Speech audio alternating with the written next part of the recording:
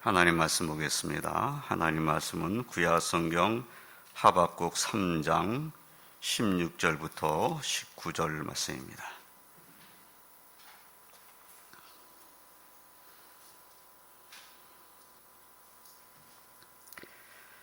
하박국 3장 16절로 19절 말씀, 제가 말씀을 봉독합니다. 내가 들었으므로 내 창자가 흔들렸고 그 목소리로 말미암아 내 입술이 떨렸도다. 무리가 우리를 치러 올라오는 환난 날을 내가 기다림으로 썩이는 것이 내 뼈에 들어왔으며 내 몸은 내 초소에서 떨리는도다.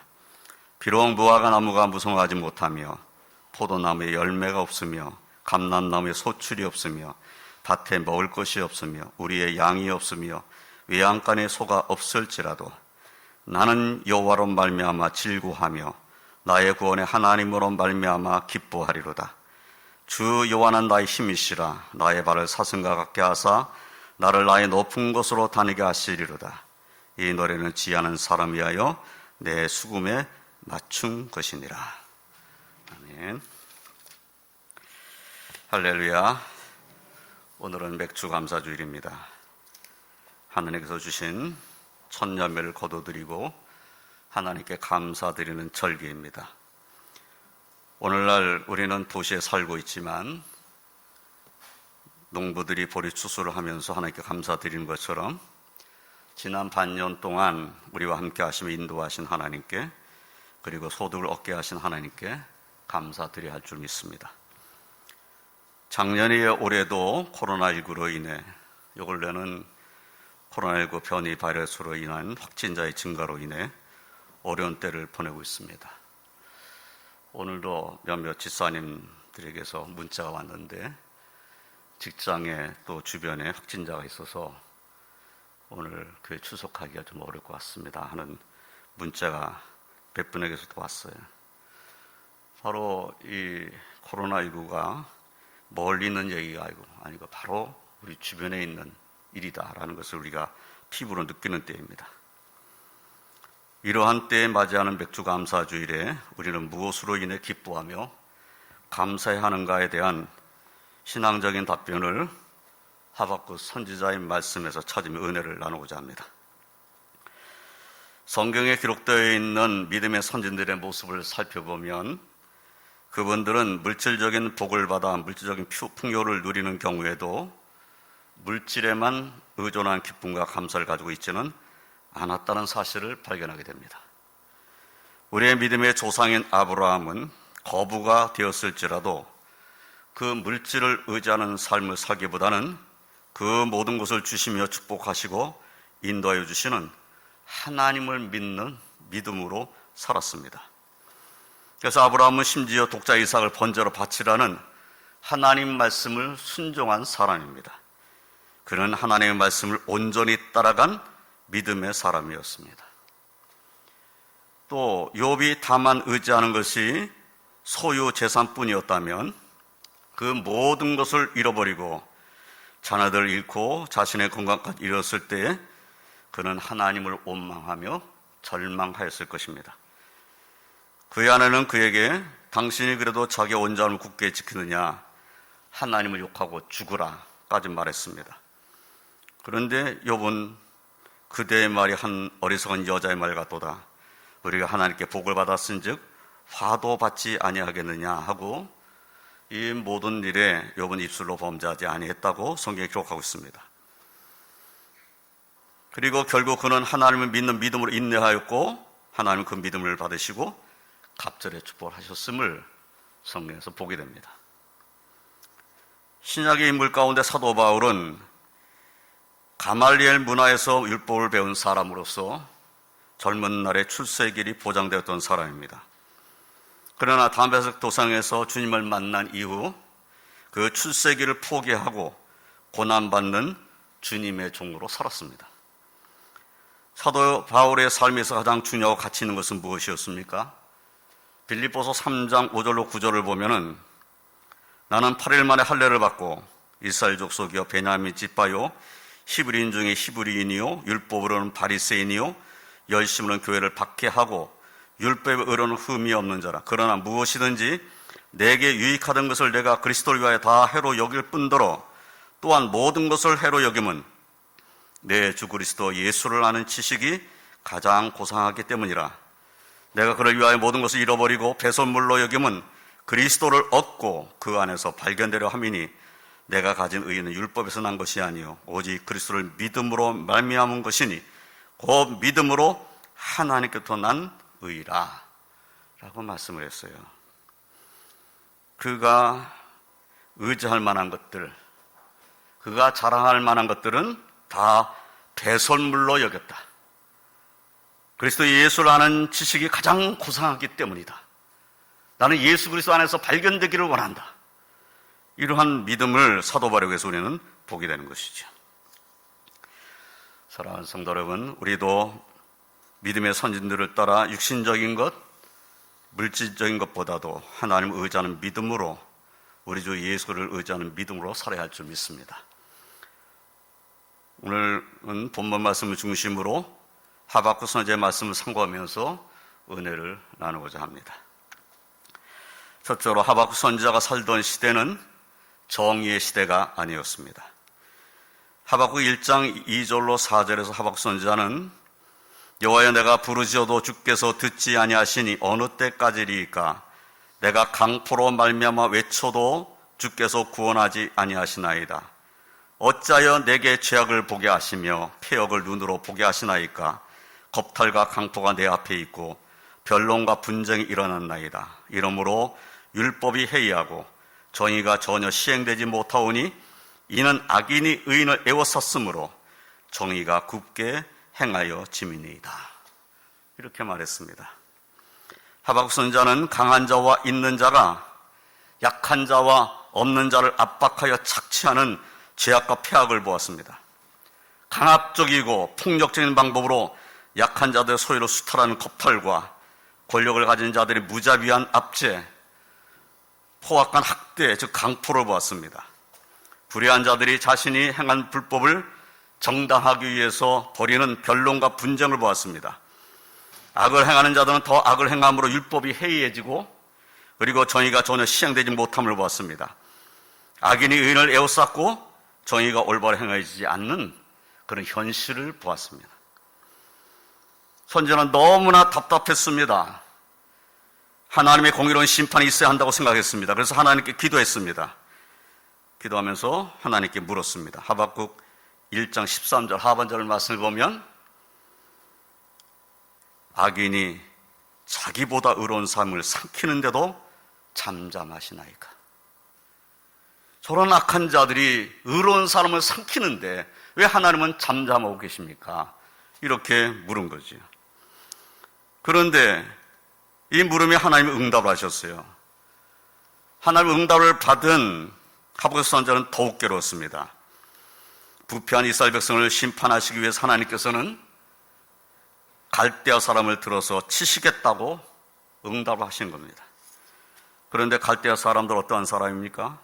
하박국 1장 5절로 11절까지의 말씀을 보면은 그들은 사납고 성급한 백성입니다. 두렵고 무서우며 당당하고 위험이 있습니다.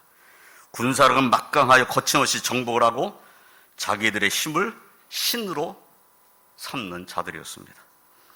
하나님께서 이 갈대아 사람들을 들어서 하나님의 백성을 치도록 하실 것입니다. 그러나 이 갈대아 사람들도 그들의 죄악과 우상 숭배로 인하여 하나님께 진노를 받을 자들입니다. 하박국 선지자는 하나님의 응답의 말씀을 듣고 그의 괴로운 심정을 본문 16절에 이렇게 표현했습니다. 내가 들었으므로 내 창자가 흔들렸고 그 목소리로 말미암아 내 입술이 떨렸도다. 무리가 우리를 치러 올라오는 환난 날을 내가 기다림으로 썩이는 것이 내 뼈에 들어왔으며 내 몸은 내 처소에서 떨리는 도다.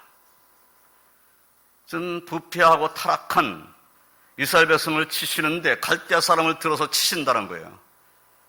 그날이 멀지 않다는 것을 하박국 선지자가 알고 있었던 것입니다. 그러니까 하나님의 응답을 받은 선지자는 정말 마음이 떨리는 거예요. 이제는 큰일 났구나. 이제는 이 나라가 망하게 되었구나. 하나님의 말씀을 들었으니 이것은 분명히 이루어질 일인 것입니다. 그래서 썩이는 것이 내 뼈에 들어왔으며 내 몸은 내쳐서 떨리는도다. 이렇게 고백을 한 것입니다. 하박국 선지자의 시대는 제약과 폐역, 겁탈과 강포, 변론과 분정으로 차있는 괴로움의 시대였습니다.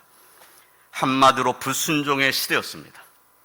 선지자가 볼 때 어느 곳에도 소망과 기쁨이 없는 시대였습니다. 아무리 주변을 돌아봐도 감사할 것이 없는 그런 시대였습니다. 오늘날 우리의 삶은 어떻습니까? 오늘날 우리의 시대는 어떻습니까? 우리같이 평범한 국민들과 오늘날 젊은이들이 느끼는 박탈감은 현실의 삶에서 일어나고 있는 일들로 인한 것입니다. 부동산 가격의 폭등은 이전 아무리 이래도 내 집을 가질 수 없다는 박탈감을 가지게 합니다.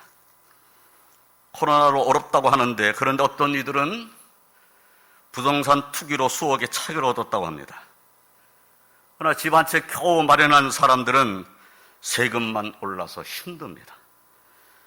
어떤 사람은 주식으로 주 수억을 벌었다고 하고, 어떤 사람은 비트코인 들어보지도 못한 그것을 가지고 벼락부자가 되었다고 하는 소문을 접하게 되면 부동산 투기도 모르고 주식도 모르고 비트코인도 모르는 사람은 경제도 모르고 현실감도 없는 바보가 된 것 같은 박탈감을 가지게 됩니다. 있는 사람은 유동성 자산을 더 확보해서 더 많은 자산을 가지게 되고, 없는 사람은 그런 것조차도 알지도 못하고 그런 것과는 거리가 멀어서 상대적으로 더 없는 자의 모습이 되는 시대에 우리가 살고 있음을 깨닫게 됩니다. 법을 아는 자들은 법망을 요리조리 피하면서 자신의 이익을 취하는 자들이 있고, 사회적 지위에 올라있는 가진 자들 중에는 그 지위를 이용해 부를 축적하는 자들이 있는 불공정과 반칙의 시대에 우리가 살고 있다는 박탈감을 가지게 됩니다. 청년들에게서는 위로 올라가는 사다리가 없어졌다고 하는 탄식이 터져 나옵니다. 전에는 내가 노력하면 될 수 있다라는 생각을 갖고 있었는데, 이제는 노력해도 소용이 없다고 하는 박탈감이 생겼다는 거예요. 금수저, 흑수저는 다른 나라 이야기가 아닙니다. 그런데 과거에는 이런 일들이 없었던 시대가 있었을까요? 우리가 살고 있는 이 시대만 이렇게 어려운 건가요? 전의 시대는 그렇지 않았을까요? 과거에도 이런 일들은 얼마든지 있었다는 것입니다. 코로나로 인해 우리가 어려운 상황 가운데 있는 중에 이런 일들을 겪게 돼서 더 크게 실망감으로 느껴지게 되는 것입니다. 그러면 이러한 시대를 살고 있는 그리스도인들은 어떤 모습이어야 합니까? 어떤 믿음을 가져야 합니까? 이 대답을 우리는 하박국 선지자에서 듣고자 하는 것입니다. 두 번째로 하박국 선지자의 대답은 하나님으로 말미암아입니다. 하나님으로 말미암아. 하박국 선지자는 본문 17절 19절 상반절에서 비록 무화과 나무가 무성하지 못하며 포도나무에 열매가 없으며 감람나무에 소출이 없으며 밭에 먹을 것이 없으며 우리의 양이 없으며 외양간에 소가 없을지라도 나는 여호와라 말미암아 즐거워하며 나의 구원의 하나님으로 말미암아 기뻐하리로다. 주 여호와는 나의 힘이시라. 나의 발을 사슴과 같게 하사 나를 나의 높은 곳으로 다니게 하시리로다 라고 찬송을 했습니다. 이 찬송에서 우리는 율법이 해이하고 정의가 시행되지 아니하는 시대, 강포의 시대를 살았지만 가진 것이 아무것도 없을지라도 하나님으로 말미암아 즐거워하며 기뻐하겠다는 하박국 선지자의 믿음을 볼 수 있습니다. 어떤 이들에게는 이런 하박국 선지자의 모습이 어리석게 보일 수 있습니다. 가진 것이 없으니까 그렇게 말하는 것이 아니겠는가 하고 비판할 수 있습니다. 가진 것이 없으니까 난 포기했다고 말하지 못하고 난 하나님으로 말미암아 산다, 이렇게 말한 거 아니냐, 이렇게 말할 수 있어요. 그런데 성경은 일관되게 재물로는 영혼을 살릴 수 없고 생명을 얻을 수 없다고 말씀합니다.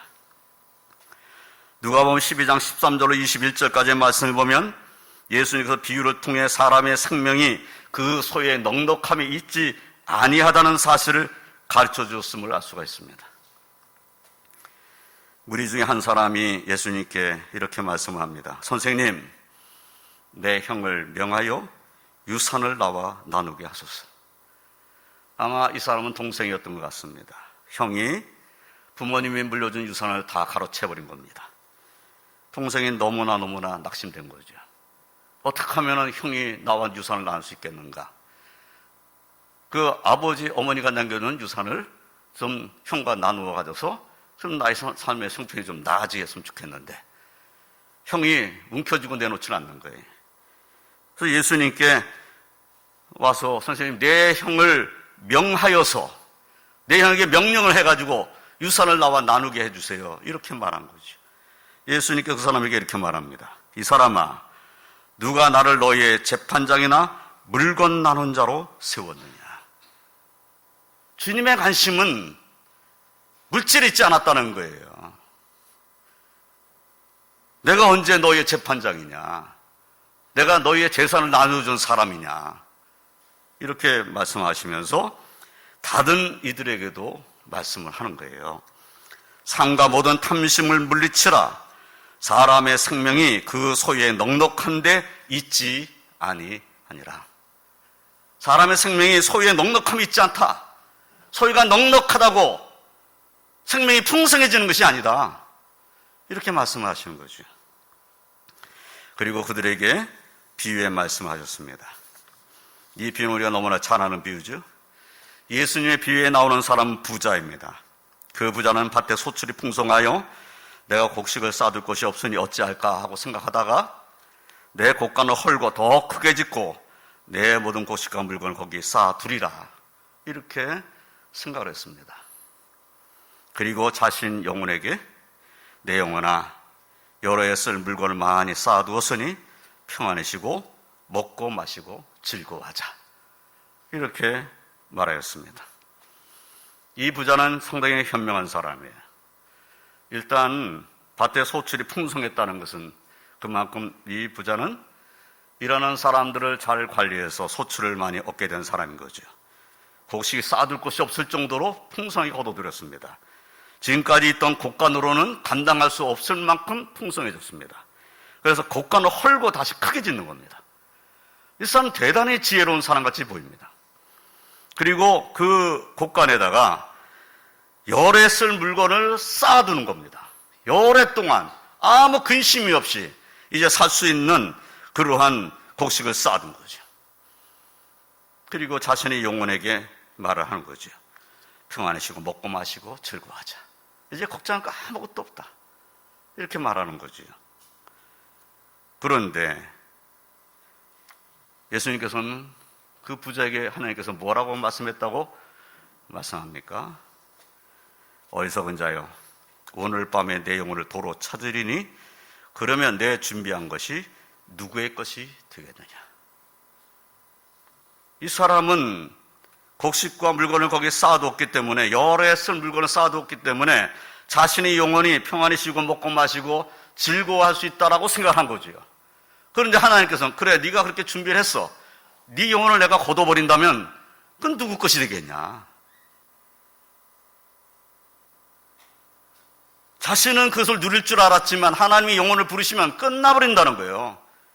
쌓아둔 것은 그냥 쌓아둔 것을 끝나는 거죠. 이제 그것을 누가 취할지 모르는 겁니다. 그런 일이 벌어진다는 거예요.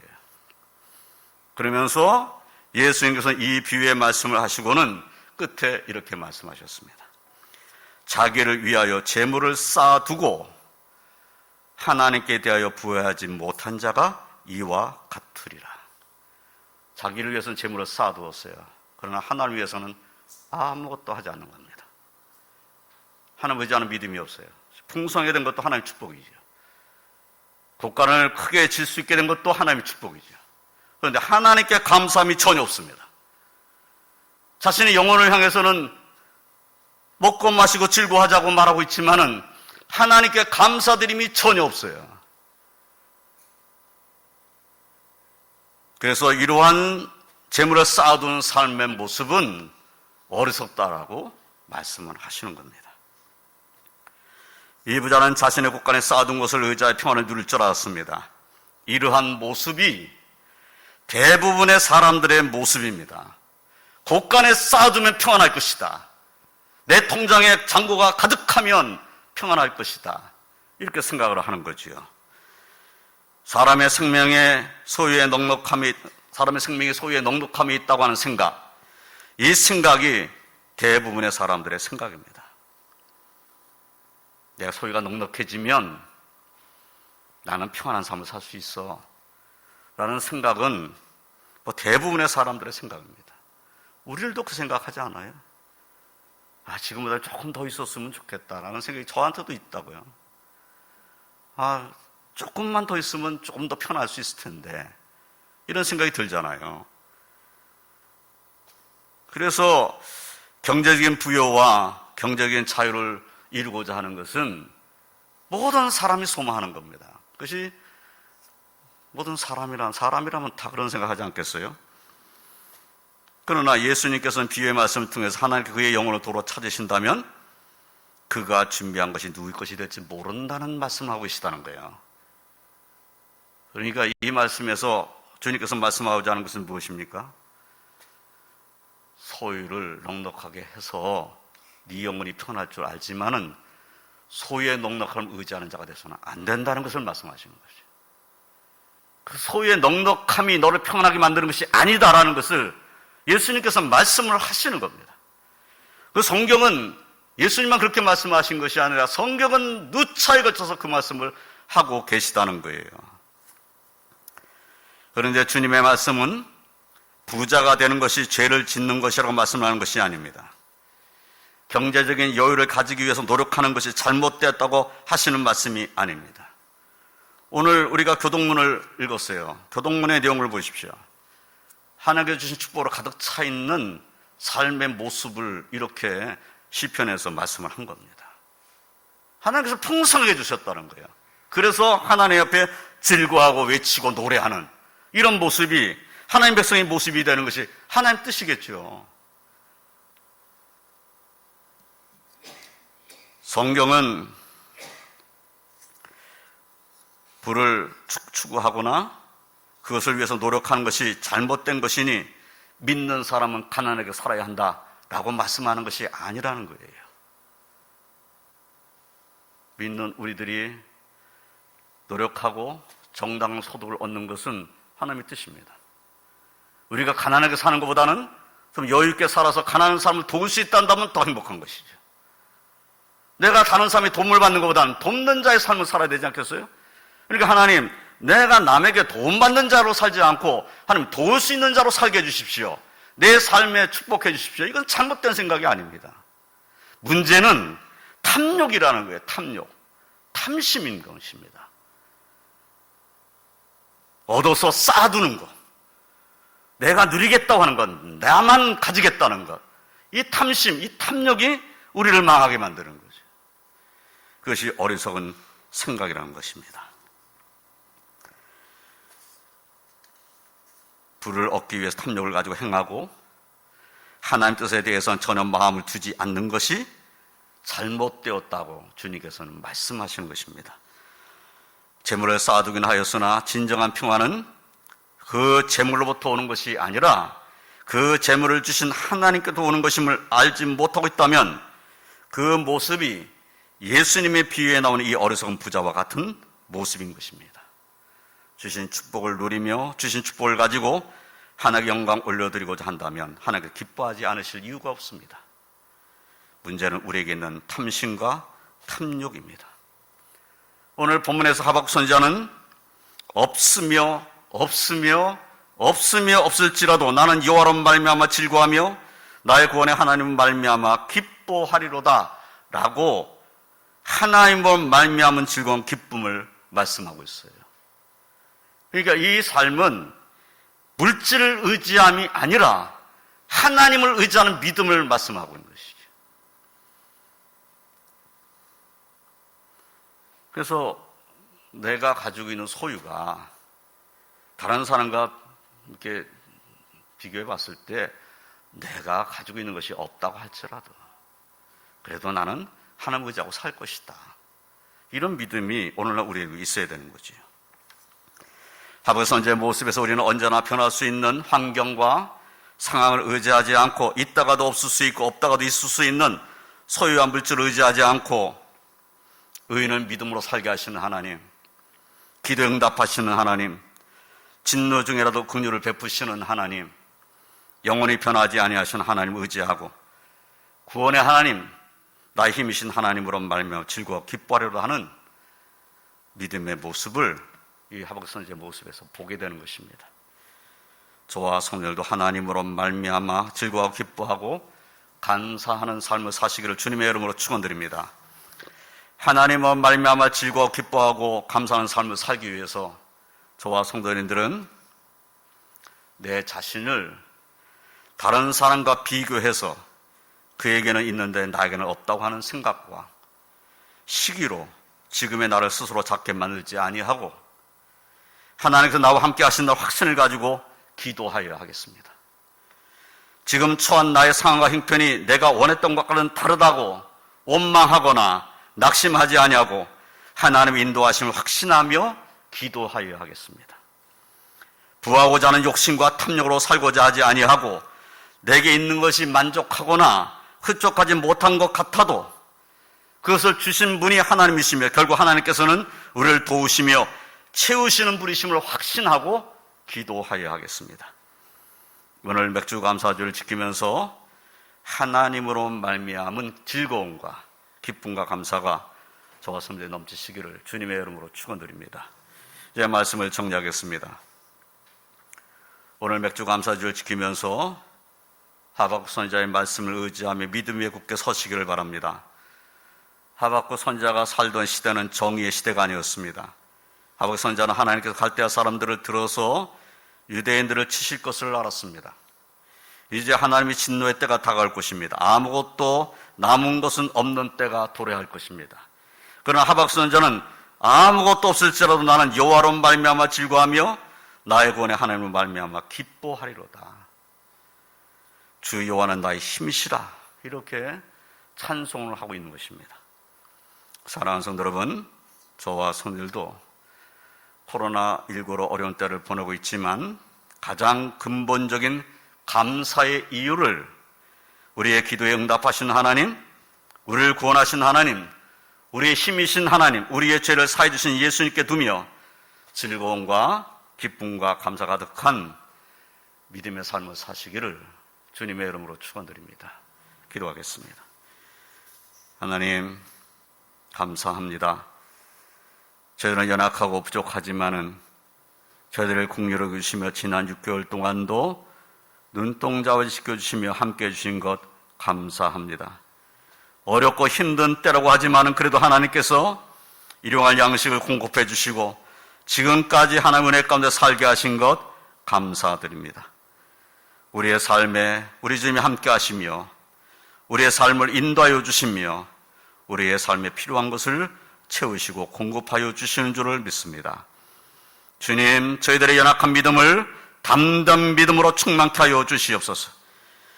하나님의 인도하심과 하나님께서 함께 하시는 그 은혜를 의심하는 자의 삶을 살지 않게 하시고 오히려 더 하나님을 의지하고 더 하나님께 소망을 두고 하나님으로 말미암은 기쁨과 감사가 넘치는 그런 복된 삶을 살 수 있는 저희들 되게 하여 주시옵소서.